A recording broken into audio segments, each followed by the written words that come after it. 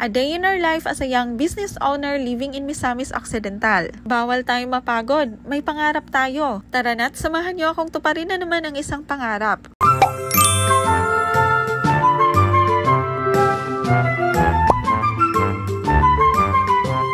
Ngayong araw mga mare ay pupunta kami sa aming transient house. May gusto kasing mag-site visit na client namin. Pero since maagang nag-site visit si client, naabutan pa namin na naglilinis yung mga caretakers namin. Kaka-check out lang kasi ng previous guest namin at 12 noon. Tapos yung client na magsa-site view is dumating at 1 p.m. Actually mga mare, pinapalinis na namin yung transient house namin kasi merong nakaschedule today na mag-check-in at 2 p.m. Actually mga mare, hindi talaga kami nagpapa-site view sa transient house namin nang hindi pa natatapos malinis yung bahay. Pero since ni-request ni client na ngayon siya magsa-site view, at ito na lang kasi yung available time na makakapag-site view sila kasi meron nang mag-check-in at 2 p.m. Kaya wala talaga kaming choice kundi ipa-site view na lang kahit marumi pa yung bahay at kahit hindi pa tapos sa paglilinis. So after nga makaalis ng client namin na nag-site view, tinulungan na lang din namin yung mga caretakers namin na linisin yung bahay kasi baka maabutan kami ng check-in time ng susunod na guest. Ganito talaga siguro kapag business owner ka. Yung hindi mo lang dapat iasa sa ibang tao lahat ng task. Yung kailangang nakamonitor ka talaga at dapat hands-on ka din sa ibang gawain. Actually mga mare, bago pa lang din talaga na open itong transient house namin kaya nakatutok talaga kami sa mga bagay or gawain na kailangan pang i-improve. Kasi 'di ba mga mare, paano mo malalaman kung ano yung mga bagay na kailangan pang i-improve kung hindi ka nakatutok or naka-hands-on sa negosyo mo? At yan din ang isa sa mga natutunan ko sa asawa ko kasi siya yung palaging nakatutok sa negosyo namin. At dito pala mga mare, napansin namin na sobrang daming tubig yung natatapon sa sahig at hindi namin alam kung saan galing. Kaya't eto si Shirley yung caretaker namin, busy sa pagmamap. Kaya't eto, chinek ng asawa ko, baka may problema sa piping ng lababo. At ayan nga mga mare, tama siya, merong butas yung hose ng sink pipe namin. So trinay niyang ayusin pero hindi na talaga niya kayang ayusin. Kaya ayan, dali-dali kaming pumunta sa DIY para bumili ng bagong sink pipe. At dito nga mga mare ay nagmamadali na kami kasi 1:24 p.m. na tapos meron nang mag-check-in 2 p.m. At ayan nga mga mare, dali-dali nang pinalitan ng asawa ko yung pipe. O kita niyo naman tumutulo pa rin kaya hinigpitan ng asawa ko yung pipe. At ayan na mga mare, hindi na tumutulo. Yay! Problem solved! Alam niyo mga mare, sobrang swerte ko din talaga sa asawa ko kasi meron akong asawa na maabilidad at napakasipag. At dito mga mare, hinugasan namin yung containers at nirefillan namin ng coffee, creamer, and sugar. And finally mga mare, natapos na din kaming maglinis. Chine-check talaga namin every corner ng house mga mare para maging convenient yung pagstay ng mga guests namin. Meron na din kaming pre-provide dito na hot and cold water dispenser and syempre meron na ding free drinking water para sa mga guests namin. At meron din tayo ditong 50 inches smart TV with YouTube and Netflix para mas mapasaya yung bonding moments ng guests natin with their family and friends. At habang chine-check ko yung bahay kung ano pa yung dapat ayusin bago mag-check-in yung guest, eto nga mga mare, nakita ko kailangang palitan itong isang ceiling light. Pero dahil kinulang na talaga kami sa oras mga mare dahil check-in time na ng susunod na guest, sa susunod na lang namin ito papalitan. Sa mga oras na ito mga mare ay nagpahinga muna kami kasi napagod talaga kami. Tingnan nyo naman yung mukha ng asawa ko, nakatunganga na lang.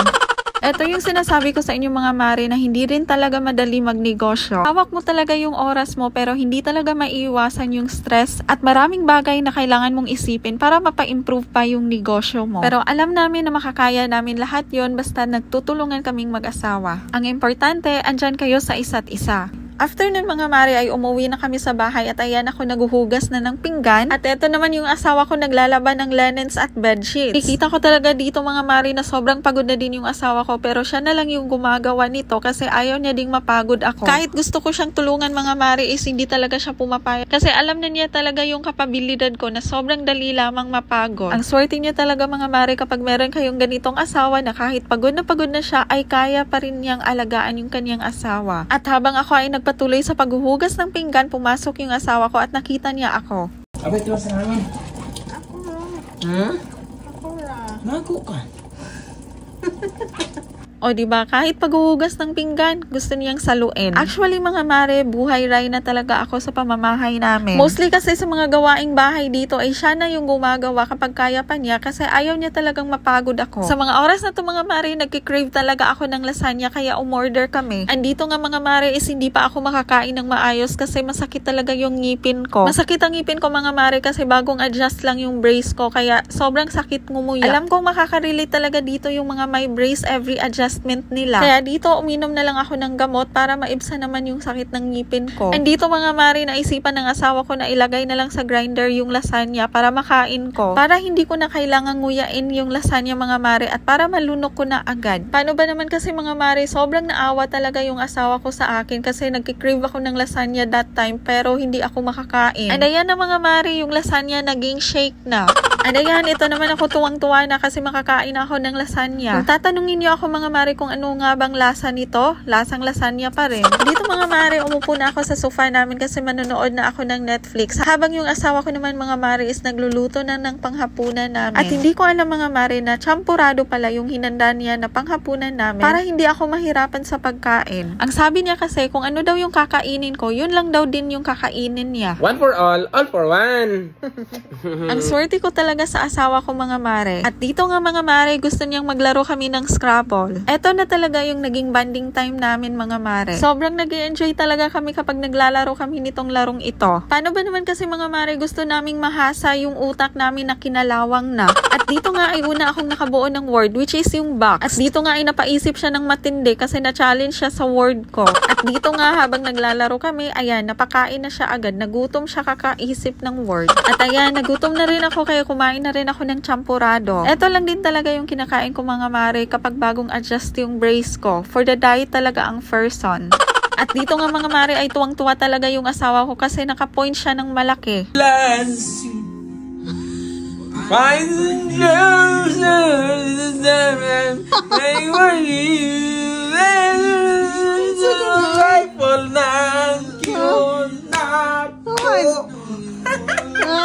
Dia na QUAILS. Paano ba naman kasi mga mare, nakabuo siya ng word na quails and then yung letter Q is nakatapat dun sa double letter score. Oh, yeah, mali popcorn. 36. Ganyan talaga kami kasaya mga mare sa tuwing naglalaro kami ng Scrabble. Kahit gaano kami kapagod ngayong araw mga mare, ay tinatapos talaga namin yung araw namin na masaya. Yung kahit gaano kahirap ang buhay, kahit gaano kadami yung pagsubok, basta kaming mag-asawa ay nagtutulungan, lahat ng pagsubok ay madaling malalagpasan. So ayun lang muna sa ngayon mga mare, sana ay nag-enjoy kayo sa video ito. See you on our next video. Bye!